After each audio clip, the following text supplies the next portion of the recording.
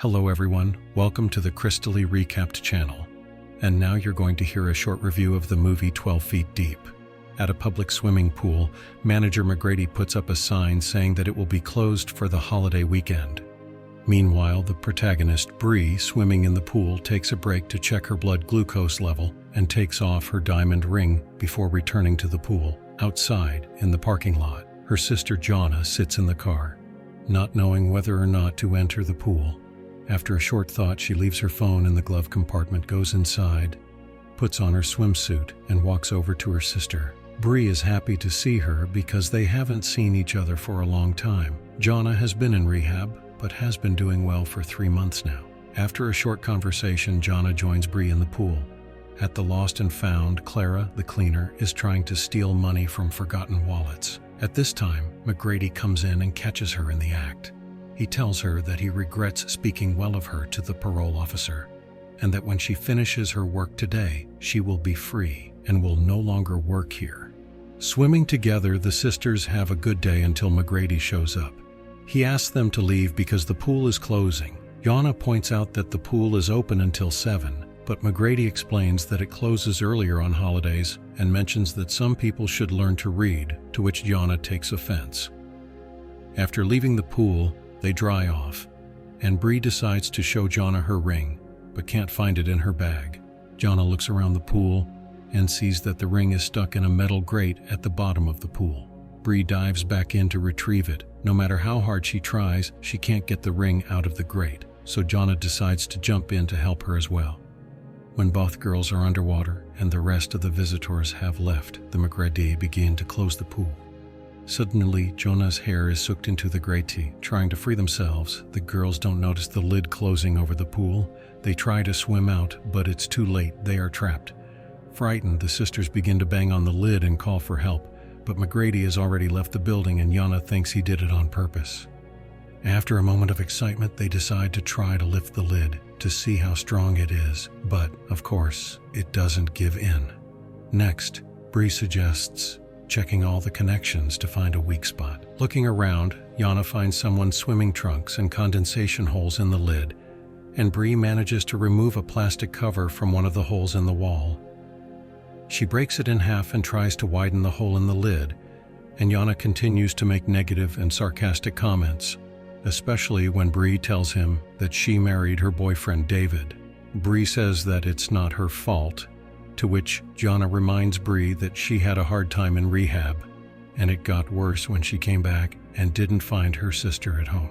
This leads Bree to the conclusion that it was her sister who threw the ring into the water. Furious, she swims to the bottom of the pool and tries to retrieve the ring again, and this time she succeeds. Bree swims up and sees that Jonna is trying to punch a hole in the lid with a piece of glass and has hurt his hand. She tells her that she can try to break the glass with the grate, but she is not strong enough to reach it. She asks Jonna for help, but she doesn't agree because she thinks it's pointless. Suddenly they hear a melody. David calls Bree's phone, which gives Bree hope that he will soon notice that she is missing. Bree dives again and tries unsuccessfully to pry off the grate. As night falls, Jonna continues to look for a weakness. After an argument about David calling again, Jonna notices that something is wrong with his sister and asks her. Bree confesses that she was diagnosed with diabetes 3 years ago and needs an injection that she left in her bag. If she doesn't get it soon, she could fall into a coma. When Clara returns to the building to finish her shift, Bree and Jonna take turns trying to cut holes in the roof. Jonna notices the burn marks on Bree's arm and says that they have never discussed it, but they should because her doctor at the rehab center said so. She wants to know what really happened on the day their father died, because she doesn't remember anything and only knows the bits and pieces her mother and Bree have told her over the years. Bree calls her father a monster and tells Jonna that he came home drunk that night, smoked a cigarette, passed out, fell on his pillow, and caught fire. He didn't scream because he was so drunk that he didn't even realize he was burning alive. Bree got burns on her hand when she tried to wake him up. Their conversation is suddenly interrupted by Clara. She hears Bree's phone ringing again and comes closer to steal it. The girls call for help, and Clara asks them how they got there while she goes through Bree's wallet. She stops when she notices the surveillance cameras After asking the girls to wait a bit, she goes to the control room to turn off the cameras, then goes to the pool and asks the sisters some strange questions and asks for the password to the phone. Bree gives it to her, thinking she'll call the police, but instead Clara teases her with photos and plays them David's voicemails. Jonah loses his patience and begins to insult her. Cutting to the chase, Clara explains that she has a lot of bills to pay because she can't find a good job after being imprisoned. If the sisters want her to save them, Bree has to give her the PIN number of her bank card. The sisters don't agree at first, but Clara turns off the heater and threatens them with a cold night. So Bree has no choice but to give her what she wants. Clara leaves, taking her purse, and the sisters huddle together to keep warm. After a few hours, Bree starts to really suffer from the cold. So Jonah decides it's her turn to try to take the lid off, but fear prevents her from even getting close to it. When she emerges, she notices that Bree has fallen asleep and rushes to wake her up. She confesses that she didn't even swim to the grate because she was scared. After that, Jonah tries again to make a hole in the lid with the shard, but Bree considers it a waste of time and energy. Jonah replies that she needs to move. It's the only way to stay warm.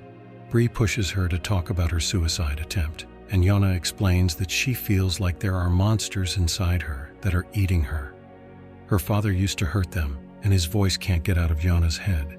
Suddenly, an eye appears in the hole, which frightens the sisters. It's Clara. She complains that Bree has only $80 in her bank account. The sisters ask her for help, and she gets angry, saying that they are not special and that she has problems too, and then leaves the room to collect her thoughts. Then Jonah gets an idea and starts grinding a plastic piece against the wall. When Clara returns, Jonah pretends to cry, apologizes, and wants to confess something. She intends to speak very quietly, so Clara puts her ear to the hole to hear her better, and Jonah stabs her with the piece. In a rage, Clara goes to the mirror to check her wound and then goes to the control room to turn on the automatic pool cleaning system. As a result, the girls begin to suffocate from the chlorine. They try to block the nozzles with their hands and the swimming trunks they found earlier, but the flow is too strong. Bree loses consciousness for a few seconds, and Jonah tries to save her from drowning. Clara realized the danger of her actions, so she took pity on them and returned to the control room to turn off the cleaning system. When she returns, she tells her sisters that she is now in control and demands that Bree give her the ring in exchange for their freedom. Jonah begs her not to, but Bree agrees, realizing that they have no other choice. After receiving the ring, Clara leaves the room, saying she will let them out when she is ready. Wanting some privacy, Bree swims to the other side of the pool and falls asleep on the floats. She dreams that David has brought firefighters with him to rescue her. When she wakes up, she sees Jonah with a piece of plastic near her ears, thinking about the end. Bree talks her out of it and promises to be there when it's over. Jonah apologizes and hugs her. Meanwhile, Clara looks at the ring and listens to David's message, trying to make a decision. When she returns to the pool, Bree asks Jonah to repeat after her.